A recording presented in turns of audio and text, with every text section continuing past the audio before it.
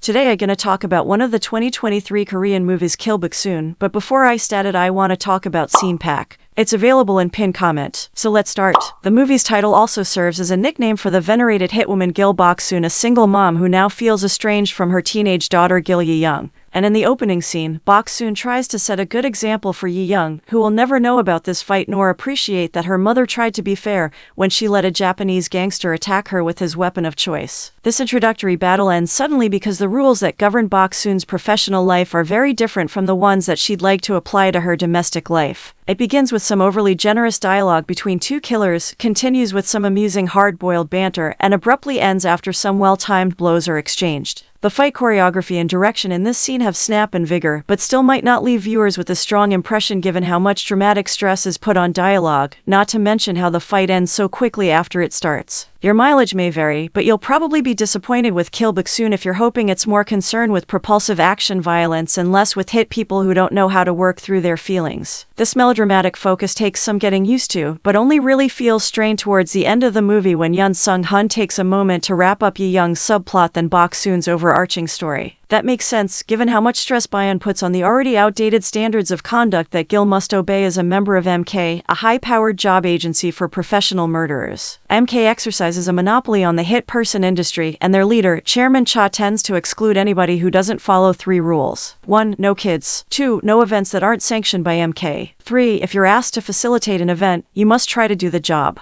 Boksoon's work life arguably doesn't need much unpacking. She's a figurehead at MK and a hero to its employees, who are either ranked with the letter grade or are in training. There's consequently a professional and social hierarchy separating Boksoon from her peers, who gather at a bar in an early scene and mostly grumble to each other about MK's rules and power rankings. Boksoon glides past such petty concerns, including passive-aggressive comments from Hee-sung, a rising star at the MK agency. One of Boksoon's events inevitably does not go to plan, which puts her in Dutch with Chairman Cha. But for a while, Kill Boksoon concerns the weird rules that govern our anti-heroine's world. The key difference is that in Kill Boksoon, Boksoon tries to connect with her loved ones, which can be a little tricky since Yi-young would rather not talk about whatever's going on at school. Boksoon also processes some of her feelings for Yi-young while she's on the job, particularly when she's teamed up with Kim Young-jae, an aspiring hit woman. If anything, Yoon is too precious with his supporting characters, all of whom have potential but are generally not developed in meaningful or affecting ways. Yoon seems to like all of his characters so much that he's loath to either cut any of them loose. That's only distracting because, eventually, the action scenes have to do more talking than the characters, and when that happens, it doesn't feel like a great emotional release, not for them or us. That's the point, I know, or a point, but there's also something uniquely disappointing about an action drama whose creators dote on their protagonists, sometimes to the point of distraction.